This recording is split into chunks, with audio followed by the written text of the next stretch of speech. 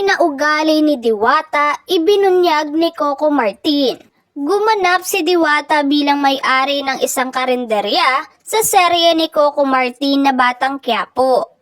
Dito nakita o napansin ni Coco ang tunay na ugali ng pares vendor. Sa isang panayam ni Coco Martin sa ABS-CBN News, dito niya naikwento kung paano nakuha ni Diwata ang kanyang role sa Batang Quiapo. May maliit na eksena na may kakainan kami. Sabi ko, try nyo ang ipatawag si Diwata. Kapag pumunta to, ibig sabihin para sa kanya yung role. Nagke-creative ako noon, bigla siyang dumating. Panimula ni Coco.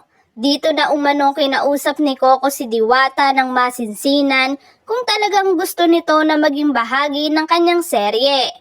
Alam ko kasi busy siya and nung dumating siya, tinanong ko siya, sabi ko, gusto mo bang mag-artista? Sabi niya, gusto ko po. Anong artista? Gusto mo lang bang masubukan? O gusto mo talagang maging artista?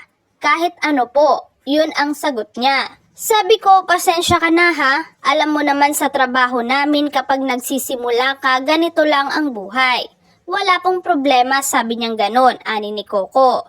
Kasunod nito, ibinahagi na ni Coco ang tunay na ugali ni Diwata, lalong-lalo na sa set ng Batang Quiapo. Sa katunayan, gustong-gusto ni Coco ang dedikasyon nito at sobrang bait raw ng pares vendor. Ang gusto ko sa kanya, kasi dahil galing din sa baba, alam mo yung naiintindihan niya yung trabaho ng lahat. Pagpapatuloy ni Coco. Hindi siya nagpapahintay, hindi siya sakit ng ulo. Nandun lang siya sa isang tabi, tahimik. Tapos nililibre pa nga kami, binibiro namin. Ang bait niya. Nakakatuwa na ang sarap tulungan kasi nakikita mo yung tao na gusto niyang i-improve yung buhay niya, yung sarili niya, at alam niya yung pwesto niya. Ang sarap tulungan yung mga taong alam mong may pangarap at gustong may mangyari sa buhay. Dagdag pa ni Coco Martin. Komento naman ng ilan tungkol dito. Coco knows him in a different aspect, in his own mind. But what about the other people? We don't share the same visions, ideas, opinions. But what's important is respect in any forms and for those people that needs to be respected.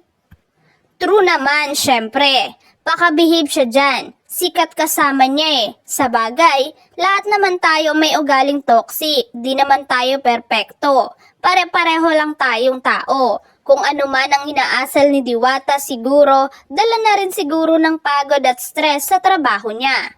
Natural na ibigay niya yung magandang ugali kasi may mga kasama siyang sikat na si Idol Coco.